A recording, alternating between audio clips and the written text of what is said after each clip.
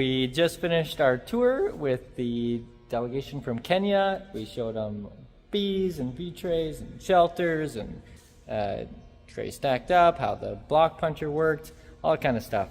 It went awesome. It was really great, and there's some great opportunities there to work more in the future. So it was a great experience, and hopefully they learned something and they enjoyed it too.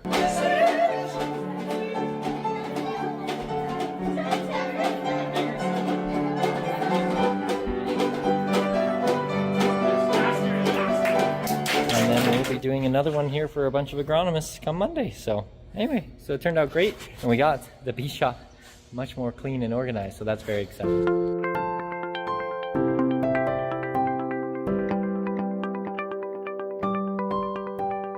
Those are not ours. We did not order 15 Ford F-150s or however many are there, but that's the agronomists, or some summer students and agronomists from BASF, and they're here getting trained on bees, and with Tyler in the bee building, they're having a class in there.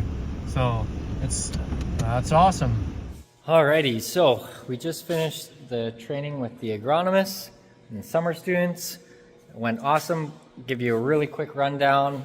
They were all sitting here, and we pulled out some trays of bees, and we put them up, and we explained blocks, and we explained what things you can look for out in the field, and that when there's cloud cover, the bees can't see because it blocks a certain wavelength. What to look for if there's bees that have died out in the field. Was it chemical? Was it due to incubation? Was it due to the weather? Did they starve to death?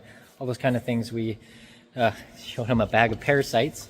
That's all parasites, nasty little wasp bugs. Look at that. It's just a bajillion. Every single one of those little wings, that's another parasite bug. Anyway, so then explaining incubation. How long does it take? If you say, I need bees next week, that's not possible. It takes multiple weeks, 23 days or so to get them to incubate. Difference between a male and a female. The females are what really matters to you guys as the canola growers. I want some males because I want them to reproduce.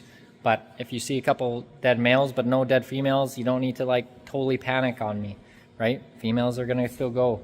All this kind of stuff, and showing our heat maps and what kinds of things we can be looking for and different patterns that we're seeing.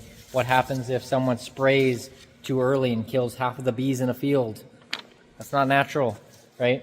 All these kind of things. And then we had them on tables here. We had a whole bunch of special sharp X-Acto knife kind of things, and they were sampling the bees. So how do you cut open a bee? How do you tell what stage it's at? How much longer is it going to be until those bees are hatching out? So if you see nothing moving in that tray, maybe they weren't as far along as they should have been. And you can look at it and be like, okay, they're going to be out in the next day or two. Or no, this is going to take weeks for them to come out.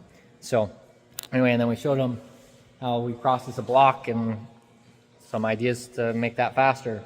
Our dispensing machine and our new trays and how they stack and different variations. We showed them how you cut out a shelter and make shelters and all this kind of stuff. We even went into the incubators, and you'll see in this video we even went over, we opened the doors when there was a big hailstorm, and we all just stressed a little bit.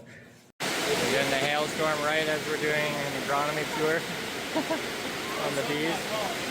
So we're all doing it.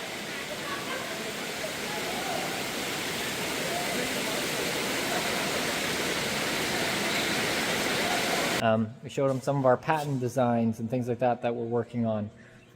So anyway, it was really good. X-ray lab results, so like right here. We showed them when we send the samples to an X-ray lab, what that looks like and how to look at that. We also went over the sampling, like the X-ray test results and what that all means, and live counts, and how do we calculate how many bees should go in each tray, or the weight of it. You always, if you're going for 2 gallons, that means 20,000 bees. So how to get 20,000 bees, give or take, in a certain tray. So we're just teaching them because we work together with the agronomists all the time. And every day during the summer, there's a concern or there's something going on. And as we work together and we train each other, they are teaching us things that we need to be looking for as we're growing the crop. But we're teaching them things about the bees and what to be watching for. It makes it so we can work together, and if they see something that I'm not around to be able to see, they can let me know. and then we can also train back and forth. And so it's a really good resource for both of us just to get on the same page and to work together and to get ideas and to be like, hey, what are some ways that we can improve, right?